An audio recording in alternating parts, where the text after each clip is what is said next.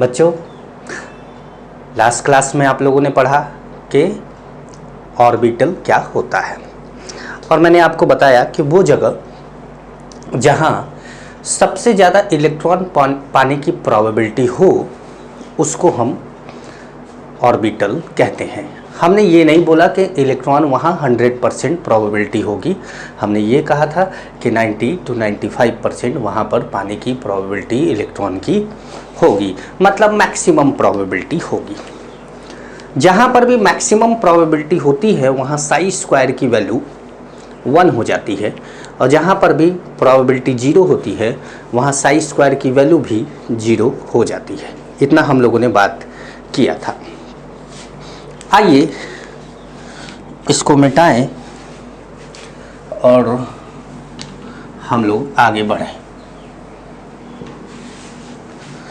तो बच्चों, हम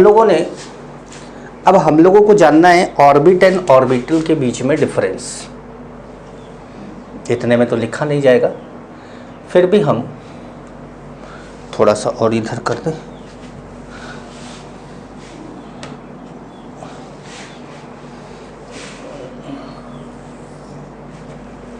इधर कर देते हैं ऑर्बिट और इधर कर देते हैं orbital.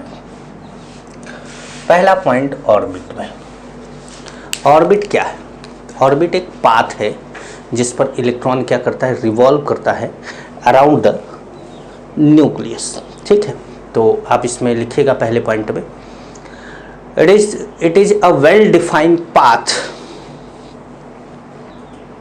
Well defined circular path लिखिएगा, well defined circular path around the nucleus in which electron revolve। मैं लिखूंगा नहीं, इसको ध्यान रखिएगा, मैं बोलूँगा, आप लोगों को सुन के लिखना है। या लिखूं क्या? चलिए, it is a well defined path, circular path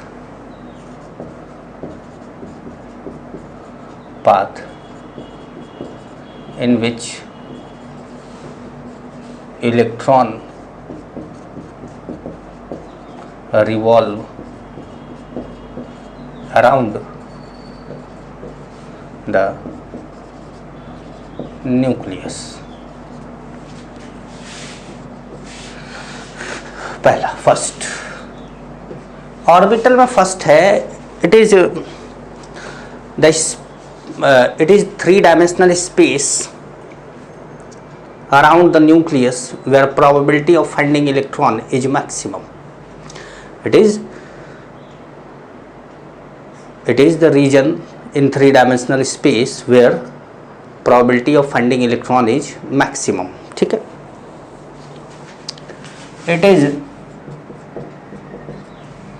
it is the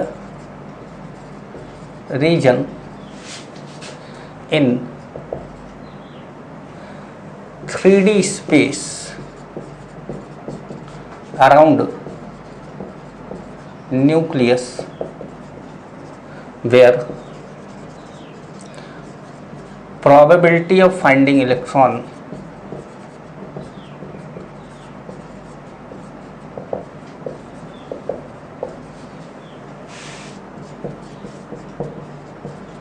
is maximum. Probability of finding electron क्या होगा? मैक्सिमम होगा।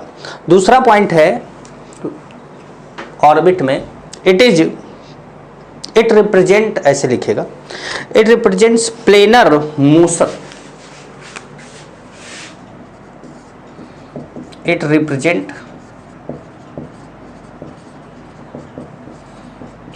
Planar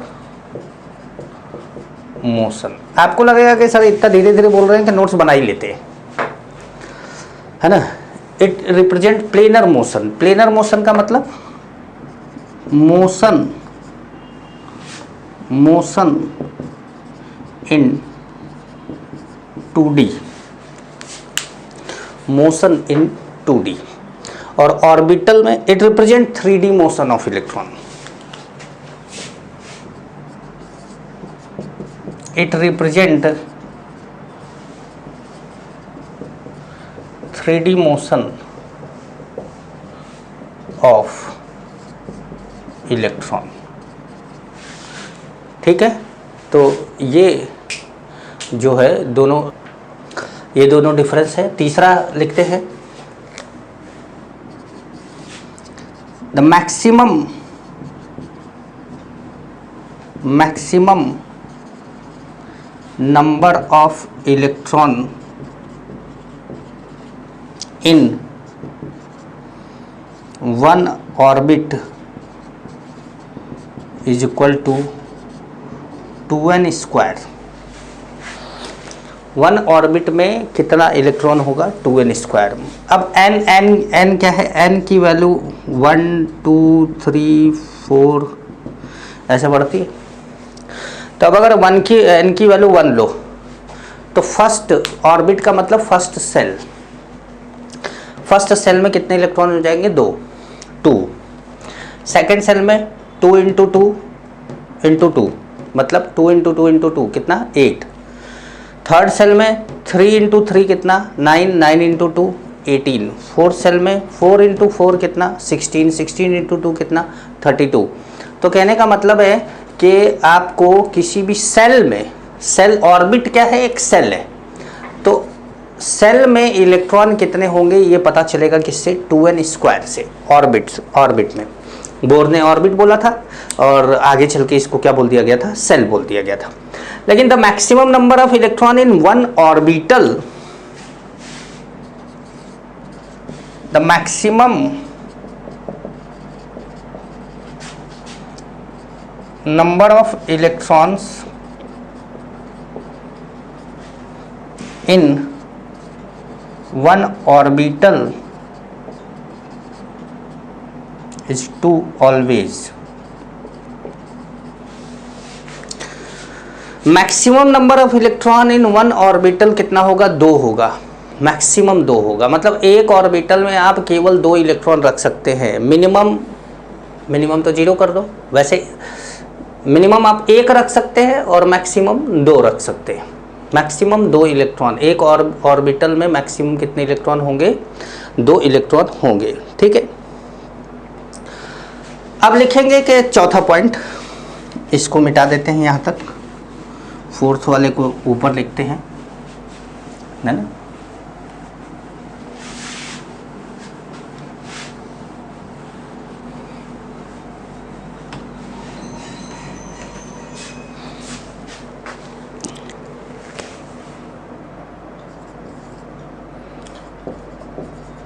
orbit is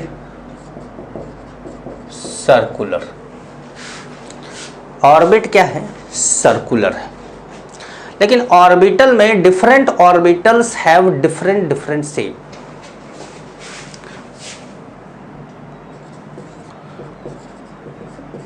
different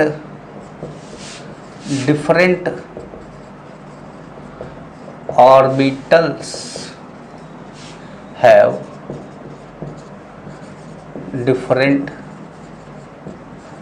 different shape। Example, जैसे ऑर्बिटल हमने लिख दिया यहाँ पर और यहाँ कर दिया शेप। ठीक है, तो एस ऑर्बिटल का शेप होता है सर्कुलर। एस ऑर्बिटल का शेप कैसा होता है? सर्कुलर की जगह पे स्फेरिकल लिखा जाए तो ज्यादा अच्छा है।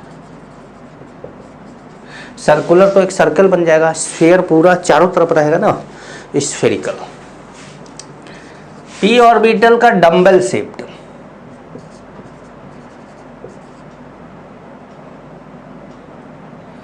Dumbbell shaped,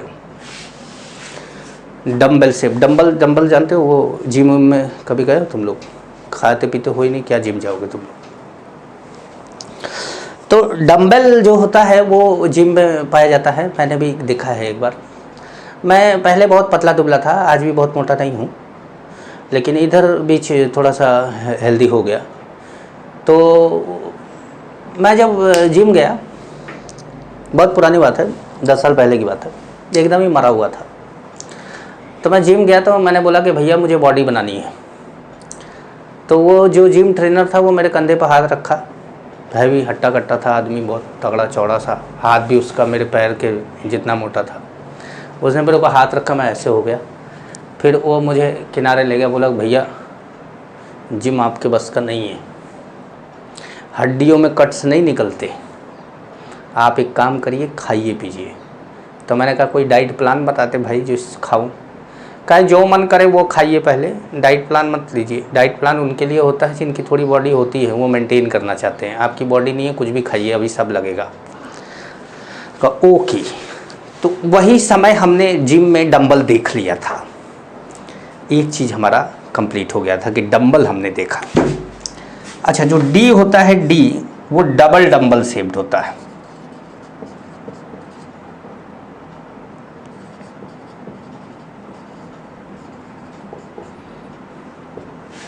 double dumbbell shaped होता है। मतलब डबल डंबल क्या होता है? अब डंबल देख लो तो ऐसे है, अरे गलत बन गया, डंबल हो गलत बन जा रहा है। ये डंबल ऐसे है तो डबल डंबल कैसे हो जाएगा? डबल डंबल ऐसे हो जाएगा भाई, फूल पत्ती बनाते ना अपन, ये डबल डंबल हो गया। कि डबल डंबल ऐसे बनेगा और डंबल ऐसे बनेगा। स्फेरिकल तो आप जानते हैं हम बना ही नहीं पाएंगे, सर्कुलर बना देंगे। अच्छा, एफ जो होता है वो क्लोवर लीफ लाइक होता है। वैसे तो एफ को बोला जाता है कि एफ को कोई बोलता है कि भाई एफ का शेप कैसा होता है, तो लोग बोल देते हैं कॉम्प्लेक्स। तो बोले कॉम्प्लेक्स मतलब नहीं पता। कॉम्प्लेक्स का मतलब क्या है कि इतना ज़्यादा कॉम्प्लेक्स है कि नहीं पता। तो वैसे ही कॉम्प्लेक्स भी बोल सकते हैं आप उसको, वैसे क्लोवर लीफ शेप्ड उसको बोला जाता है। ठीक है, क्लोवर लीफ शेप। लिख लिया भाई यहाँ तक? तो ये मिटाए, ये चौथा पॉइंट था हमारा। पांचवा पॉइंट क्या है? पांचवा पॉइंट है कि जो ऑर्बिट होते हैं, fifth point, orbit are non directional. So they cannot decide the geometry of molecule। किसी कंपाउंड की ज्योमेट्री बताने के लिए आपको ऑर्बिट की जरूरत नहीं है। ऑर्बिट से आपको कुछ नहीं पता चलेगा, पता चलेगा ऑर्बिटल से।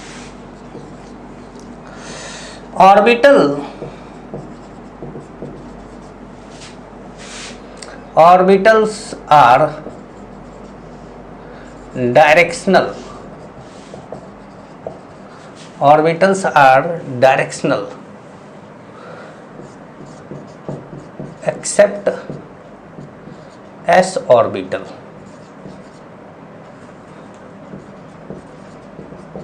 खैर ये बात आपको बाद में पता चलेगी। एस ऑर्बिटल मैंने यहाँ एक्सेप्ट करके लिख दिया कि चलिए जानते रहिए पहले से। Orbitals are directional and they decide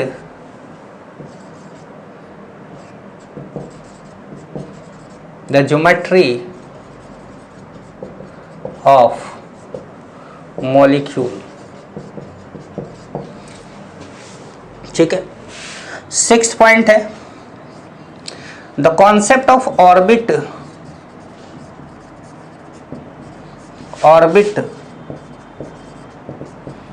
is not consistent with de Broglie hypothesis and Heisenberg uncertainty principle, मैं आपको ये शॉर्ट में भी लिख सकता था, DBHNHUP वहां लिख दूंगा, ठीक है। छठा, ये लिखा है, ध्यान रखिएगा कि क्या लिखा है, क्या लिखा है, नॉट कंसिस्टेंट, और उसमें लिखेंगे consistent with the concept of orbital is consistent with de Broglie hypothesis and Heisenberg uncertainty principle। De Broglie hypothesis and Heisenberg uncertainty principle से ये कंसिस्टेंट नहीं है, और ये क्या है, मतलब ये ताल्लुक नहीं रखता और ये ताल्लुक रखता है। बात क्लियर हुई आपको? ठीक है, ठीक। तो अब जरा सा आपको कुछ कॉन्सेप्ट बताएं, इसमें कुछ थोड़ा समझ के, मतलब टॉपिक के अंदर ना होते हुए भी पहले बता देना ज़्यादा अच्छा है, ऐसा होता है ना भाई। जैसे मान लीजिए कि आपके पास एक क्या है, आपकी कॉलोनी है, क्या है, कॉलोनी। उस कॉलोनी के अंदर आपका क्या है, घर है। उस घर के अंदर आप हैं, मतलब उस घर के अंदर कमरा है, उस कमरे के अंदर आप हैं। आपका नाम जो भी है, आप चाहे तो ये जब लिख रहे हो तो उस समय अपना नाम लिख दीजिएगा, यू की जगह पे अपना नाम लिख दीजिएगा, ठीक है। ये कॉलोनी है, कॉलोनी के अंदर क्या होगा, घर होगा, हाउस होगा।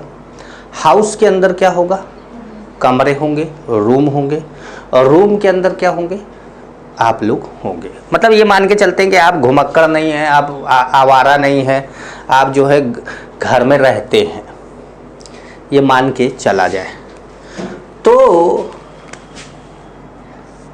जो कॉलोनी है वो सेल है, जो हाउस है वो सब सेल है, जो रूम है वो ऑर्बिटल है, और जो आप है वो इलेक्ट्रॉन है। समझ पा रहे हैं? सेल कौन है? सेल होता है 1 2 3 4 ऐसे करके सेल का नंबर होगा कुछ, ठीक है। ऐसे लिख देते KLMN और 1 2 3 4 ऐसे कर देते। कहने का मतलब है कि जब आप 9-10 में पढ़े थे तो जो सेल का नाम पढ़े थे वो K पढ़े थे, L पढ़े थे, M पढ़े थे, N पढ़े थे, ठीक है, KLMN। अब जो आप सेल का नाम पढ़ रहे हैं वो KLMN, K को क्या बोल रहे हैं 1, L को क्या बोल रहे हैं 2, M को क्या बोल रहे हैं 3, N को क्या बोल रहे हैं 4, लेकिन अब KLMNO को क्या बोल रहे हो 5, KLMNOP को क्या बोल रहे हो 6। समझ रहे आप? तो ऐसे सेल बढ़ता जा रहा है। जो सबसेल है वो क्या है, S है, P है, D है एंड F है। S है, P है, D है एंड F है। अच्छा, इसके अंदर जो ऑर्बिटल है, ऑर्बिटल में, और भाई ऑर्बिटल में तो अलग अलग होते हैं। जैसे कमरा, हाउस है, हाउस के अंदर एक रूम है, हाउस के अंदर एक रूम है या 3 रूम है या 4 रूम है या 5 रूम है। भाई देखिए, जैसा जिसका घर, बड़ा घर होता है तो ज़्यादा कमरे होते हैं, छोटा घर होता है तो कम कमरे होते हैं, छोटा घर होता है तो कम कमरे होते हैं। हमको खुद याद है कि हम लोग मैं अपने फर्स्ट सेकंड क्लास की बात बताऊं तो मैं, मेरे मम्मी पापा सभी लोग एक ही कमरे का, हमारा मकान था एक ही कमरे का, जिसमें हम लोग रहते थे। तो एक कमरा, तो आप चाहे उसको कमरा बोलो, चाहे उसको रूम बोलो, चाहे हाउस बोलो, एक ही बात है ना भाई। रूम बोलो चाहे हाउस बोलो, एक ही बात है। अब जैसे मान लीजिए कि किसी के मकान में 3 कमरे हैं, तो उसको हाउस और रूम नहीं बोला जा सकता, क्योंकि रूम 3 है तो तीनों रूम के नाम अलग अलग होंगे। Room number 1, room number 2, room number 3, ये हो गया। या बेडरूम हो गया, डाइनिंग हो गया, हॉल हो गया, किचन हो गया, है ना भाई, स्टडी रूम हो गया, गेस्ट रूम हो गया, अलग अलग हो गया। तो जब एक से ज़्यादा रूम रहेंगे तो आप क्या बोलेंगे, उनके अलग अलग नाम बोलेंगे, होता है। तो वैसे ही अब सबसेल हाउस है, हाउस के अंदर क्या है, हाउस के अंदर रूम है, सबसेल के अंदर ऑर्बिटल है। तो अगर हर सबसेल के अंदर एक ही ऑर्बिटल होता तो मैं ऑर्बिटल का नाम भी SPDF लिख देता, लेकिन हर सबसेल के अंदर एक ही ऑर्बिटल है कि नहीं है ये तो जानना पड़ेगा, तो क्लियर होगा, ठीक है। और आप जानते हैं कि एक ऑर्बिटल में मैक्सिमम कितने इलेक्ट्रॉन रहते हैं, 2। एक ऑर्बिटल में मैक्सिमम कितने इलेक्ट्रॉन रहते हैं, 2।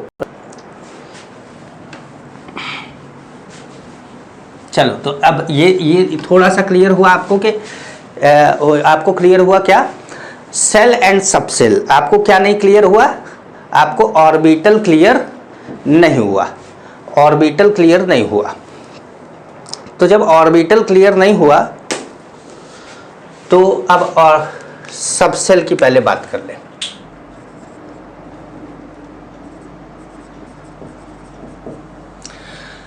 हमको जो सबसेल पढ़ने हैं वो 4 है, SPDF, लेकिन सबसेल 4 ही नहीं होते, ये भी जानते रहिएगा। अभी थोड़ा सा आगे स्टडी करेंगे तो मैं आपको और सबसेल के बारे में बताऊंगा, लेकिन फिलहाल एक केवल जानकारी दे रहा हूं। इस समय ये जो टॉपिक चल रहा है ये थोड़ा सा आगे से लाकर आपको केवल समझा रहे, ताकि आपको कुछ थोड़ा बहुत ज्ञान हो जाए और आप आगे के टॉपिक को समझ पाए। इस समय जो टॉपिक चल रहा है ये टॉपिक फिलहाल नहीं आना चाहिए था, ये तो मैं यूं ही समझा रहा हूं आपको कि सबसेल क्या है, ऑर्बिटल क्या है, ठीक है, ध्यान में रखिएगा। तो हमारा जो फर्स्ट है वो S सबसेल है, ठीक है। It has only 1 orbital, that's why it is also called S orbital, S orbital, ठीक है।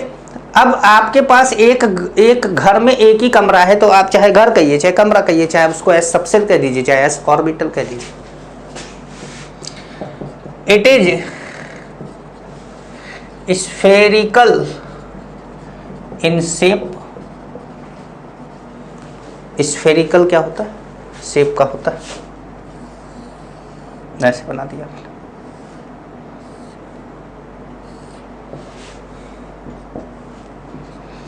ये एक्स एक्सिस हो गया, ये वाई एक्सिस हो गया और ये जेड एक्सिस हो गया, और ये हमने बना दिया प्रोबेबिलिटी ऑफ फाइंडिंग इलेक्ट्रॉन। मतलब किसी भी, भाई ये तो पूरा ऑर्बिटल है ना, तो पूरे ऑर्बिटल में तो इलेक्ट्रॉन की पाने की प्रोबेबिलिटी तो मैक्सिमम होती है, तो इसलिए हम इसमें ऐसे बना देते हैं कि भाई हर जगह पर इलेक्ट्रॉन, हर जगह पे मतलब बहुत ढेर सारे तो इलेक्ट्रॉन नहीं है, 2 इलेक्ट्रॉन हो सकते हैं एक में, लेकिन maximum probability of finding electron है। तो ये क्या है, प्रोबेबिलिटी ऑफ फाइंडिंग इलेक्ट्रॉन।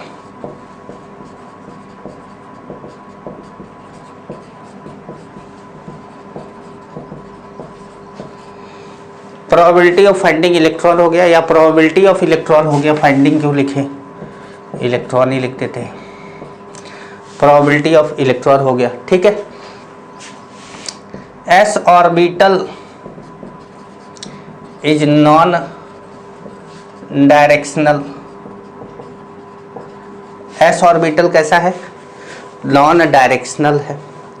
तो पहली बात तो नॉन डायरेक्शनल होता है, क्लियर हो रहा है। तो इतनी बात अगर आपको क्लियर हो रही है तो एक पॉइंट और लिख लीजिएगा कि s orbital has no node.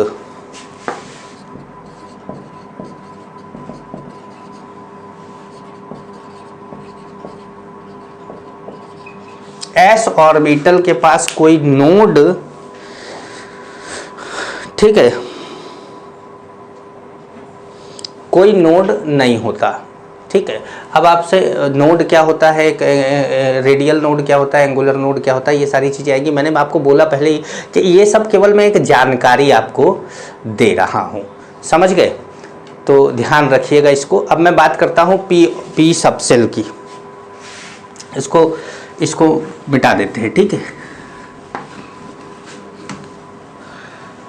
अब बात करते हैं किसकी, पी सबसेल की। दूसरा सेकंड पी सबसेल है हमारा। अब 1p सबसेल हैज 3 ऑर्बिटल। तो आप बोल सकते हैं कि p subshell has 3p orbital. p subshell has 3p orbital.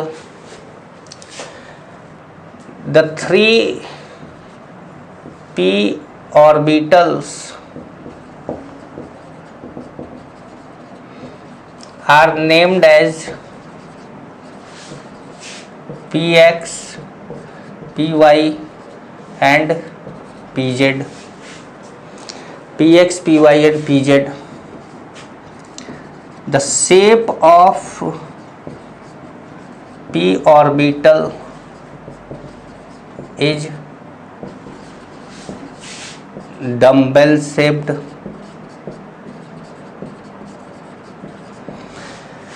p orbital का शेप कैसा होता है, डम्बेल। लेकिन p ऑर्बिटल हो चाहे s ऑर्बिटल हो, एक ऑर्बिटल में मैक्सिमम 2 इलेक्ट्रॉन रह सकता है।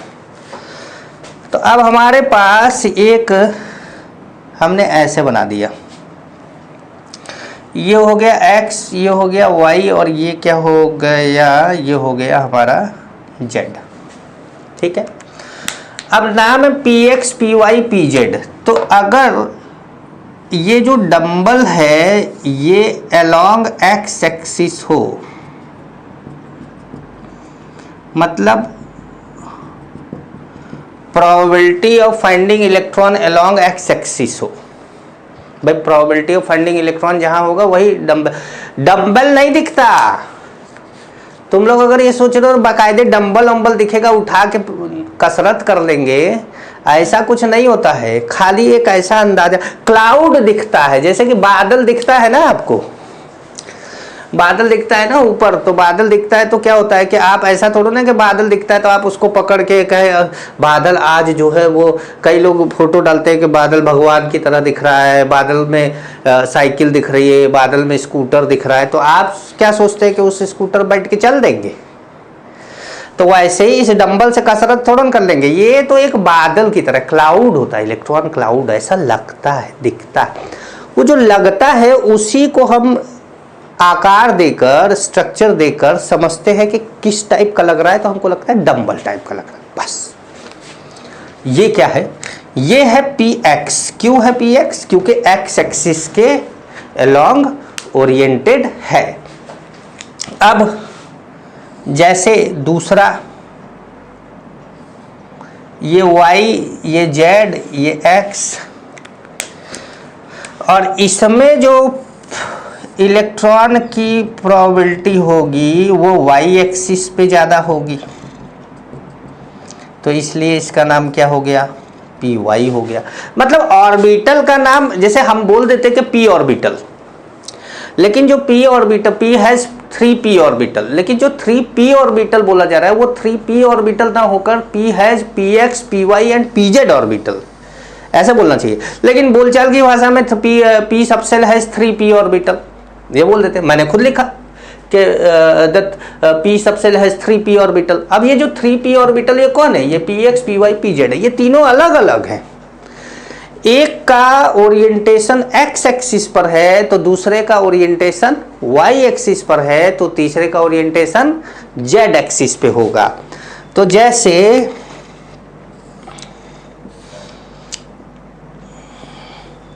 ये z हो गया, ये y हो गया, ये x हो गया। अब हमारा जो ये भाई हम क्या कर सकते हैं ना, z तो हमको ऐसे ही बनाना पड़ेगा ना, हमारा बोर्ड है ना भाई, pz। तो px, py, pz तीन क्या बन गए? ऑर्बिटल बन गए। अब आप जानते हैं कि हर ऑर्बिटल में मैक्सिमम कितने इलेक्ट्रॉन रह सकते हैं? 2। तो इसमें कितने इलेक्ट्रॉन टोटल रह सकते हैं p सबसेल में? तो भाई 2 इसमें रह सकते हैं, 2 इसमें रह सकते हैं, 2 इसमें रह सकते हैं, तो p में टोटल कितने रह सकते हैं? p सबसेल में मैक्सिमम इलेक्ट्रॉन कितने हो सकते हैं? 6। s में कितना ऑर्बिटल था? 1। तो s में मैक्सिमम कितने रह सकते थे? 2। p में कितने? 6। d में 10 और f में 14 होता है। अभी समझाते ठीक है। तो अब क्या होता है कि ये बनाने के बाद जैसे p जो हमेशा डंबल वंबल तो बनाया नहीं जाता, तो जब भी p के 3 ऑर्बिटल बनाए जाते हैं तो ऐसे बना दिए जाते हैं। ये हो जाता है px, ये हो जाता है py और ये हो जाता है pz। और इन्हीं में क्या करते हैं, 2-2 इलेक्ट्रॉन इसी बॉक्स में भर देते हैं। इन्हीं बॉक्स में 2-2 इलेक्ट्रॉन क्या करते हैं, हम भर देते हैं। तो वो हो जाता है क्या? p subshell. भाई पूरा तो p सबसेल हो गया और एक एक करके पूछा गया तो क्या हो गया? p ऑर्बिटल हो गया। ठीक है। तो अब बात करेंगे किसकी? d सबसेल की। अब बात करते हैं d सबसेल की। क्या? d subshell. तीसरा हमारा d subshell. Third, d subshell has 5d orbitals.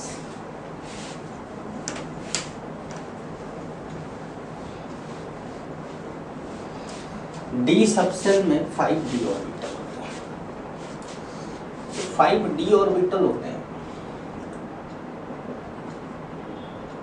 Each मतलब ऐसे लिख दो, d orbitals are double dumbbell in shape।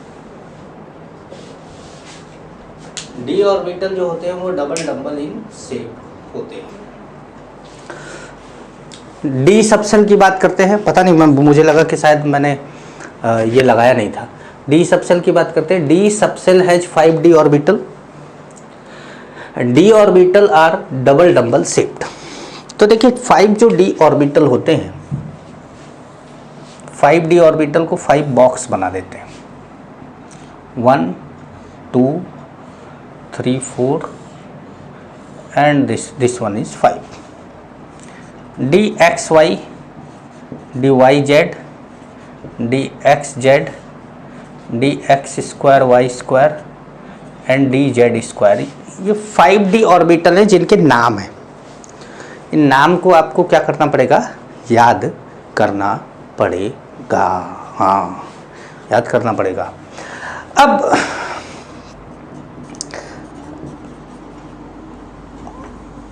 On the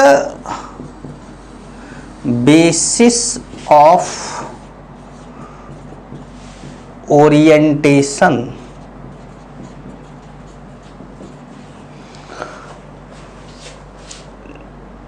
the 5d orbitals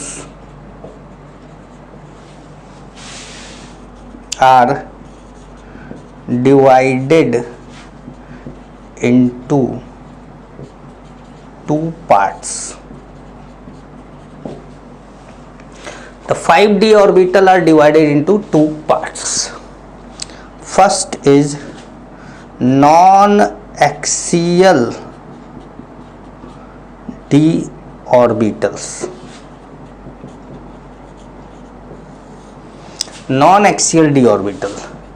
These are dxy, dyz and dxz. 5 d orbital में से दो d orbital को दो part में क्लासिफाइड कर दिया, डिवाइड कर दिया। फर्स्ट को बोला गया नॉन एक्सियल डी ऑर्बिटल। अब जो नॉन एक्सियल डी ऑर्बिटल था वो क्या था? dxy था, dyz था, dxz था। ठीक है, dxy, dyz, dxz, they are oriented between the axis. ये क्या करते हैं? ये ओरिएंटेड होते हैं बिटवीन द एक्सिस। तो अब हम यहां पर पहले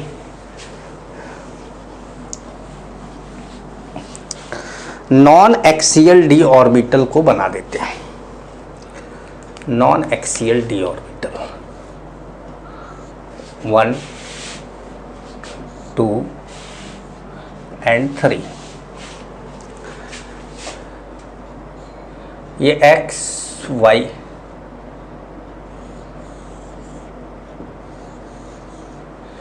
ये dxy हो गया, क्योंकि ये x और y के बीच में इसका लोब है। Between the, they oriented between the axis, their lobes are between the axis. ठीक है, ये भी लिख सकते हैं, their lobes are located between the axis. ये इलेक्ट्रॉन क्लाउड हो गया हमारा।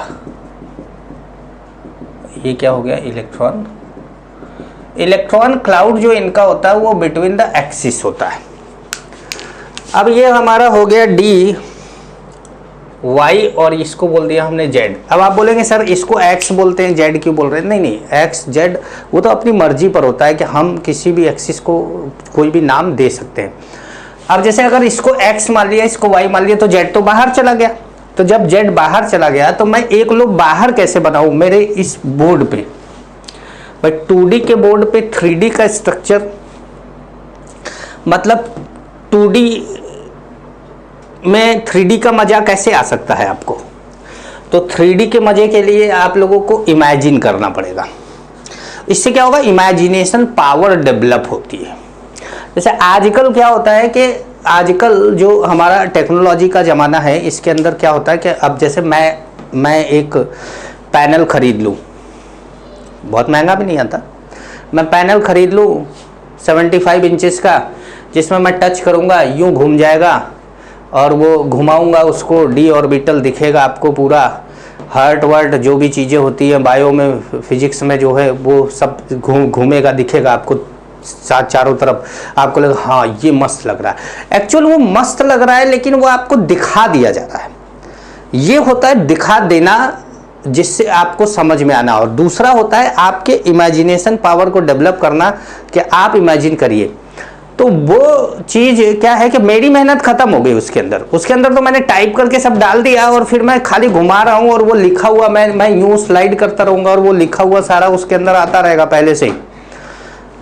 तो रिकॉर्डेड हो गया एक तरीके से कि भाई ऐसे कर दिया, चल रहा है, वो दिख रहा है आपको कि ये है। तो यहाँ पर क्या है, थोड़ी मेहनत लगती है।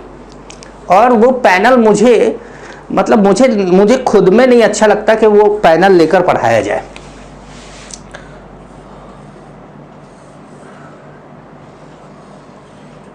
अब जैसे डी वाई जेड है, तो वाई और जेड के बीच में होगा ये।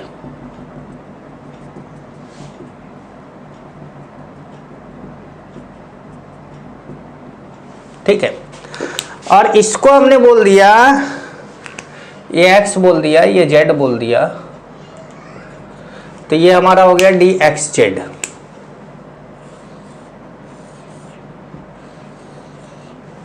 ये हमारा हो गया डी एक्स जेड। हमारा डबल डंबल क्या है? एक्स जेड, एक्स और जेड के बीच में। ठीक है, डबल डबल एक्स और जेड के बीच में। ये तीनों ही डी ऑर्बिटल कैसे हैं? नॉन एक्सियल डी ऑर्बिटल हैं। और जो दूसरा होता है, ये सबके नाम लिख देते हैं ना, ये डी वाई जेड है और ये क्या है? डी एक्स जेड है। ठीक है। अब जो सेकंड वाला है वो है एक्सियल डी ऑर्बिटल, वो है एक्सियल डी ऑर्बिटल। तो एक्सियल डी ऑर्बिटल की बात करें अगर, तो एक्सियल डी ऑर्बिटल में क्या होता है कि the lobes of orbital are along the axis। lobes of orbital are along the axis, axis के along ये ऑर्बिटल रहते हैं। एग्जाम्पल इसका जो है वो है d x square y square and d z square. तो हम इसको बना दें भाई। ये हमारा देखिए, अब ये एक्सिस के ऊपर है, देख रहे हैं आप? ये कहाँ है? जैसे ये एक्सिस के बीच में था, ये एक्सिस के कहाँ है? ऊपर है। थोड़ा गड़बड़ बन गया, मिटा दे क्या? मिटा ही देते हैं।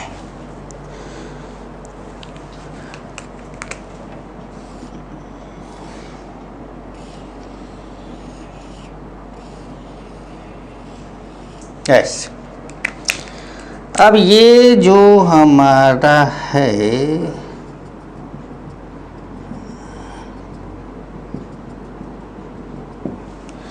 ये हो गया y और ये हो गया x और ये हो गया d x square y square.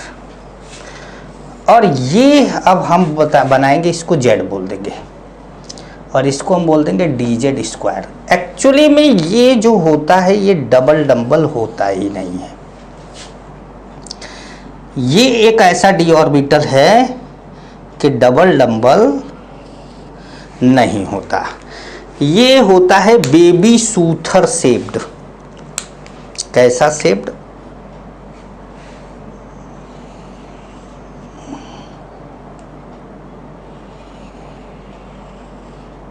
Baby soother shaped,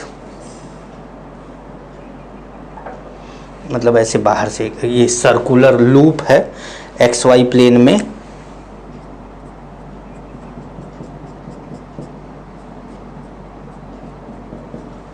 और ये जो है हमारा प्रोबेबिलिटी है इलेक्ट्रॉन फाइंडिंग की। ठीक है। ये सर्कुलर लूप है इन एक्स वाई प्लेन। ठीक है। ये बेबी सूथर शेप्ड है, बेबी सूथर शेप्ड है। ठीक है। ये डी जेड स्क्वायर है, ये क्या नहीं है?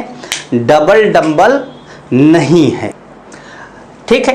तो अब हम बात करेंगे किसकी? एफ ऑर्बिटल की। देखिए, एफ ऑर्बिटल का मैं स्ट्रक्चर नहीं बना पाऊंगा, एफ ऑर्बिटल का मैं स्ट्रक्चर नहीं बना पाऊंगा। तो एफ की बात करते हैं।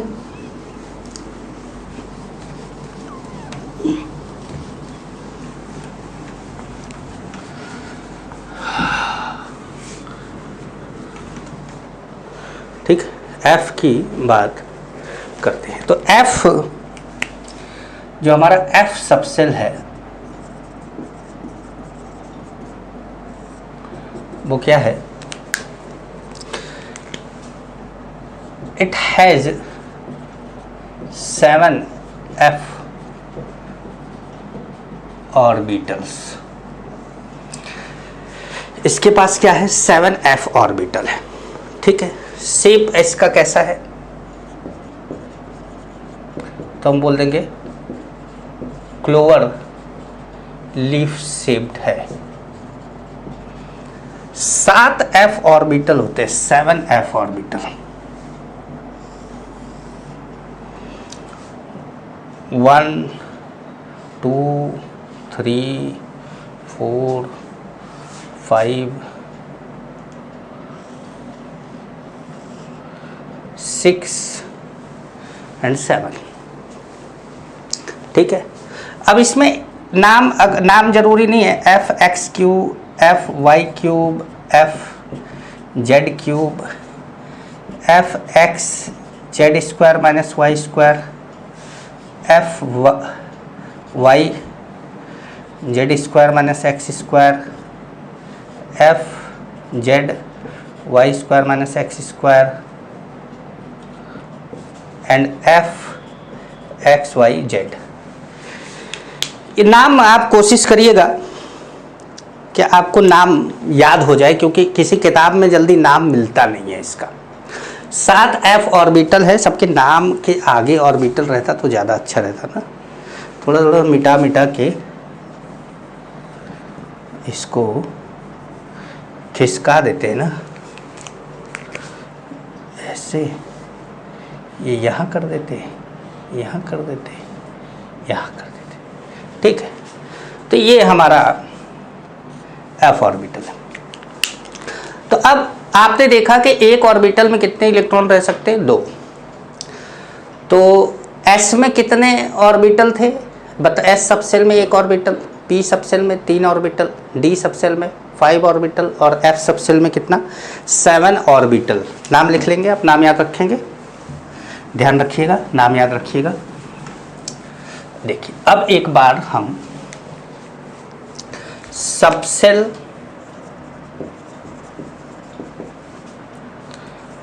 और number of orbitals, maximum number of electrons in subshell. ठीक, तो हमारा जो एस सबसेल है उसका एक ही ऑर्बिटल है, उसका नाम क्या है? एस ऑर्बिटल है, उसका नाम ही एस ऑर्बिटल है। तो वो उसके अंदर इलेक्ट्रॉन कितने? मैक्सिमम 2, क्योंकि एक ऑर्बिटल है। पी सबसेल में और ऑर्बिटल कितने? 3 ऑर्बिटल कौन से? P x, p y, p z. और ईच ऑर्बिटल है मैक्सिमम 2 इलेक्ट्रॉन, देन 3 ऑर्बिटल है मैक्सिमम 6 इलेक्ट्रॉन। तो 3 ऑर्बिटल में मैक्सिमम कितने इलेक्ट्रॉन हो जाएंगे? 6। ये हो जाएगा डी। डी में 5 ऑर्बिटल होता है, तो मैक्सिमम इलेक्ट्रॉन कितने हो जाएंगे? 10। और एफ में 7 ऑर्बिटल होता है, तो मैक्सिमम इलेक्ट्रॉन कितने हो जाएंगे? 14। ये आपको क्या करना है? याद करना है। ठीक है, याद। ठीक है, तो अब बात करते हैं, ये तो मैंने आपको बीच में ऐसे ही समझाया था। अभी इसके बारे में जो प्रूफ है कि आखिर ये ऐसा क्यों हो रहा है, ये तो अब आएगा।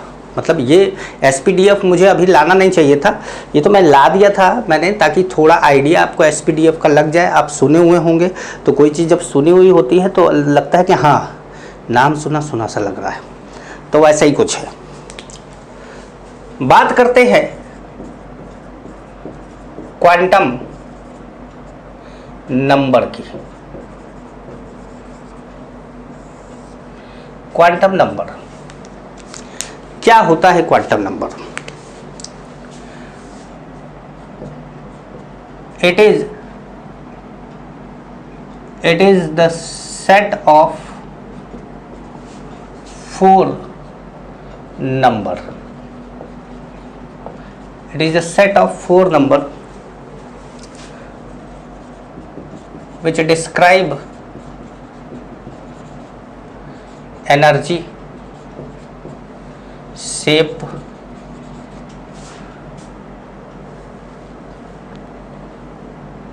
of orbital,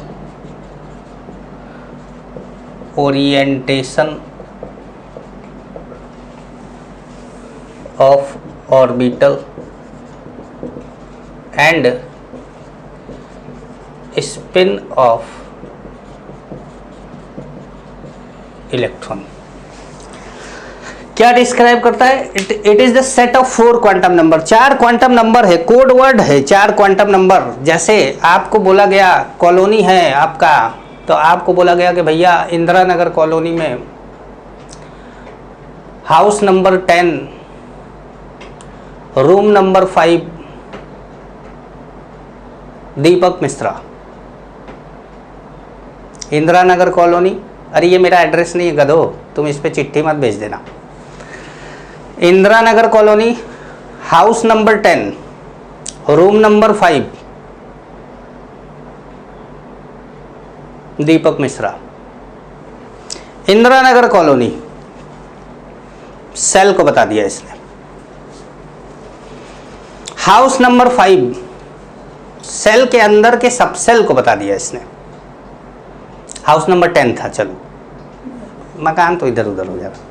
house number 10 cell के सब सेल को बता दिया। रूम नंबर 5 सब सेल के अंदर ऑर्बिटल को बता दिया। और एक ऑर्बिटल में कितने इलेक्ट्रॉन है? 2। तो अब उस 2 इलेक्ट्रॉन में से मुझे किससे मिलना है, आपको किससे मिलना है? तो आप उस इलेक्ट्रॉन का नाम है दीपक मिश्रा, उससे जाके आपको मिलना है।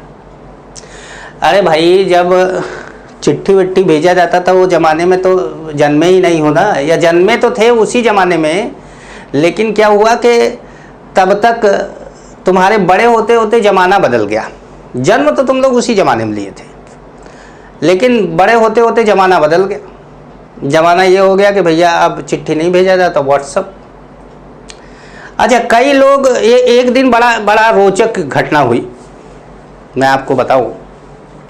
हमारे एक रिलेटिव हैं, बहुत खास रिलेटिव, और उनके माता जी का देहांत हो गया, देहावसान हो गया, मृत्यु हो गई, स्वर्ग को प्राप्त हो गई, समझ लीजिए डेथ हो गई उनकी। तो वो उनकी माता जी का देहांत हो गया। तो उन्होंने एक व्हाट्सएप ग्रुप था सभी लोगों का, उस पे उन्होंने लिखा कि आज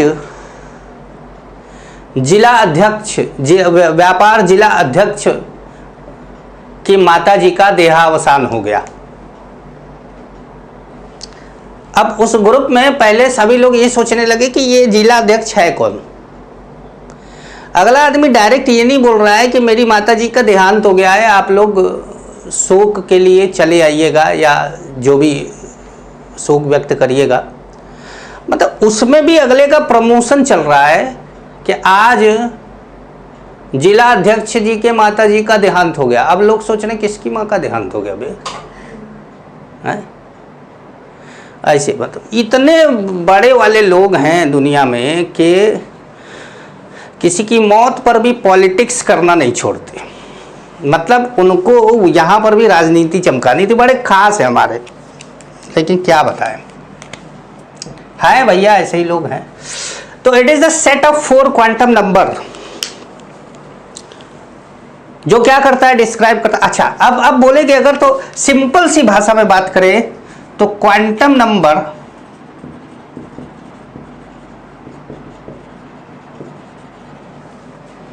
डिस्क्राइब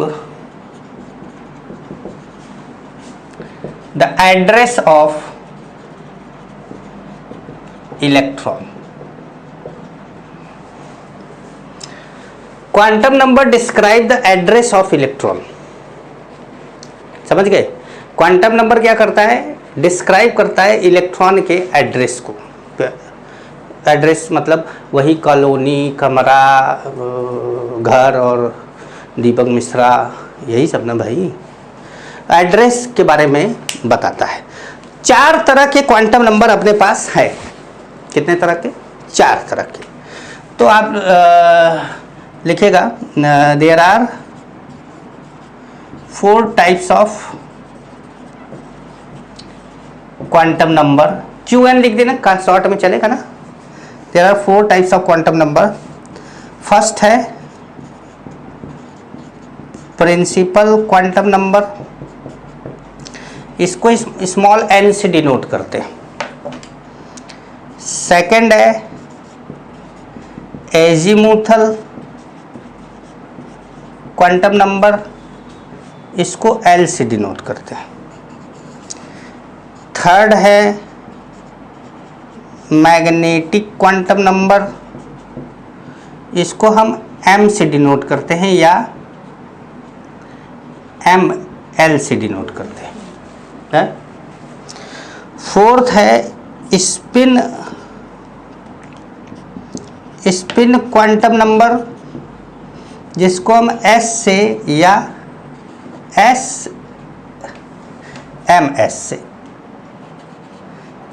एस से डिनोट। ये बड़ा एस नहीं होता, इतना बड़ा भी नहीं होता, ये छोटा एस होता है। अब यार एस छोटा है कि बड़ा है पता भी नहीं चलता ना, जैसे कुछ लोग लिखते समय तो ऐसे कर देते हैं तो चलते ये तो एस हो गया हमारा, जैसे ये मैं छोटा एस लिखता हूँ तो ऐसे लिख देता हूँ, ठीक है। लेकिन जब हम ABCD में देखते हैं तो हमको तो छोटा वाला ऐसे दिखता, बड़ा वाला ऐसे दिखता। तो छोटे वाले से बड़ा वाला कितना बड़ा है, छोटे वाले से बड़ा वाला कितना बड़ा है, उम्र में कितना बड़ा है, हमको क्या पता। तो इसलिए छोटा बड़ा लिखने में थोड़ा दिक्कत हो जाता है। मैं ये चीज़ों को थोड़ा नोटिस करता हूँ। तो एस को एम एस बोल सकते हैं, एम को एम एल भी बोल सकते हैं। Magnetic quantum number, spin quantum number, azimuthal quantum number और प्रिंसिपल क्वांटम नंबर। जो शुरुआत के 3 क्वांटम नंबर हैं, शुरुआत के 3 ये तो शुरुआत के 3 क्वांटम नंबर है, स्टार्टिंग के 3 क्वांटम नंबर है, उसको एक्सप्लेन किया था श्रोडिंगर ने। They are explained by Schrodinger wave equation. तो आप ये बात लिखिए, लिख लीजिए। अब इतना तो आप लिखिए, ये बेटा के लिख, चलो मैं ही लिखता हूँ, ऊपर लिख देता हूँ।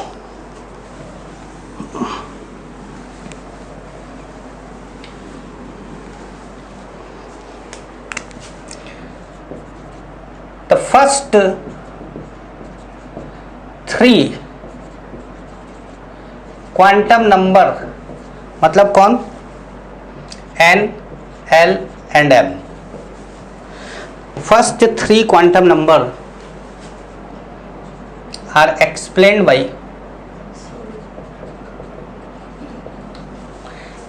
or described by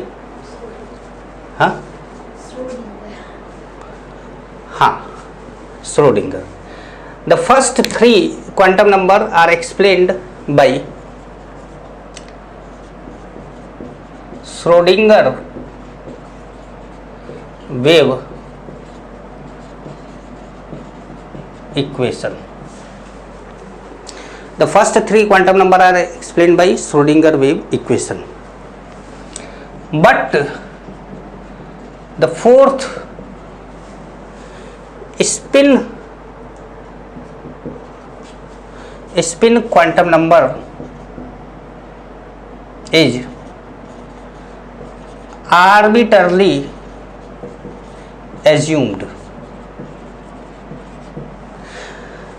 मतलब फोर्थ वाला चौथा वाला क्या कर लिया गया है, एज्यूम कर दिया गया है। क्या किया गया है, एज्यूम कर दिया गया है, मान लिया गया है कि चौथा वाला, ठीक है, चौथा वाला मान लिया गया। उसका कोई क्लासिकल एनालॉग नहीं है। क्या नहीं है, क्लासिकल एनालॉग नहीं है। तो शुरुआत के 3 जो स्टार्टिंग के 3 हैं वो, अब हम एक एक करके बात करते हैं इसकी। पहले हेडिंग डालेंगे हम प्रिंसिपल क्वांटम नंबर, लेकिन पहले एक चीज़ समझा दे आपको। ये श्रोडिंगर का ऐसे था, साई त्रिशूल बना देते थे वो, है? उन्होंने लिख दिया 420। उन्होंने नहीं लिखा, जैसे हमने लिख दिया 420। तो 420 का क्या मतलब है, 420 का मतलब है ये है N, ये है L और ये है M। समझिए, जैसे लिख दिया उन्होंने 532, तो ये कौन है N, ये कौन है L और ये कौन है M। तो श्रोडिंगर इतना सा लिख देते थे, अब कहानी बहुत बड़ा हो जाता था कि अरे बाप रे, इतना ढेर सारा एक्सप्लेनेशन है इसके अंदर। मतलब प्रिंसिपल, एजीमुथल और मैग्नेटिक क्वांटम नंबर तीनों को बता दिया। अभी हम नहीं जानते क्या है। देखिए मैं जैसे बता रहा हूँ कि श्रोडिंगर ऐसे श्रोडिंगर इक्वेशन से ऐसे डिनोट किया जाता है, इसको समझ पा रहे हैं।